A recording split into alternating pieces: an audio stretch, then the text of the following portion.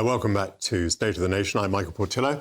The plan by Marks & Spencer to flatten its iconic flagship store in Oxford Street has infuriated some campaigners and members of the public.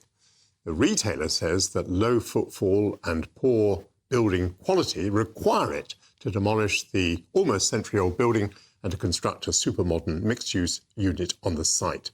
Well, what would that mean? Here is what the building looks like today. Traditional, perhaps a little worn.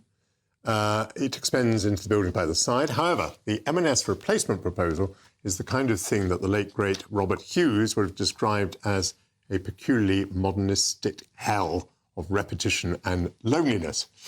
But the enterprising architects at Create Streets have drawn up a counterplan. When that was put to a poll, 79% preferred this more traditional mock-up, with a paltry 17% supporting the modernist plan. So I'm joined in the studio now by Robert Kwolek, who's the senior architectural designer at Create Streets.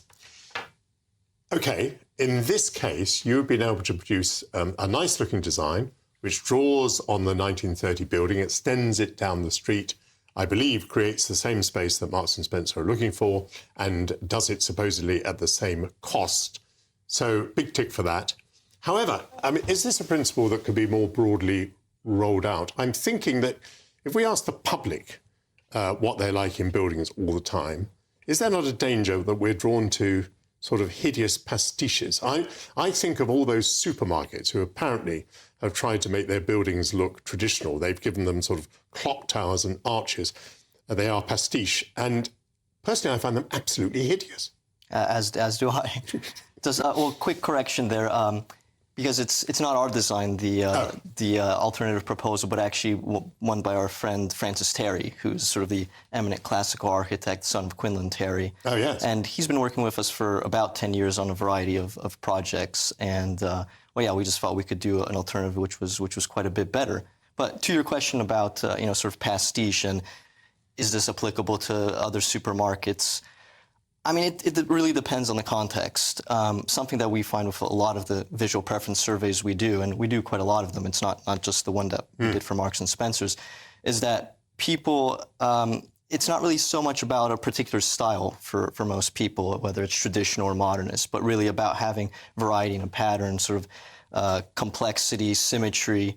And some of those same design principles can be applied to buildings of all different styles. Normally it isn't. And normally you do kind of find that a supermarket will say, we'll go in Hampshire, they'll do something with sort of red clay tiles and, call it contextual. But it's not. Everybody can see that it's cheap and that it doesn't work. Aren't we just saying, really, that some architecture is good and some is bad? I mean, there are some buildings which are absolutely modern and they are brilliant. Yep. And there are some buildings which, emulate the qualities of 100 years ago and are awful. And unfortunately, like so many things in life, there are people who are good at things, there are people who are bad at things. Is it any more complicated than that? Well, and a lot of these buildings aren't even designed by architects. So, I wouldn't put the blame squarely on architects. I mean, yes, I think architects do take a lot of the blame, because a lot of these issues that we've been talking about, or even using methods like visual preference surveys, are just not used by architects. Often they have a dismissive attitude towards what members of the public believe and the preferences that they have. And I think that is a problem, and it's something that we would hope to see architects changing. Let's have a look. We've got some pictures of Poundbury, which is what we used to call the Prince of Wales project, but now, of course, the King's. How do you feel about this? I mean, it's all on a very human scale and there are gardens and so on. But can this be done for the same price as worse architecture? I mean, I assume that one of the reasons that many modern houses are ghastly is that every conceivable penny has been shaved off the price. Absolutely. Yes, it's true that developers do work to make their homes as cheaply as they possibly can, using the same kind of standard house types across the entirety of the UK. Something like Poundbury, in an ideal world, it wouldn't be a lot more. Truth is that it was about 10 to 15% more expensive to construct than a standard development. However, because it is built to such a higher quality standard compared to even developments that are also in Dorchester, it was also selling for about 20% more. So you do get far better value.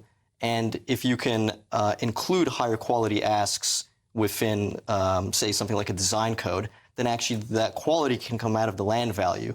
So actually it doesn't mean that the homes have to sell for more. It just means, say, that developers will pay less for the land because they know they have to put more money into quality. One thing of which I have no doubt at all is that we are affected by the quality of the buildings around us. Good buildings raise our morale. Thank you very much indeed, Robert. That's all from me, but coming up next, we've got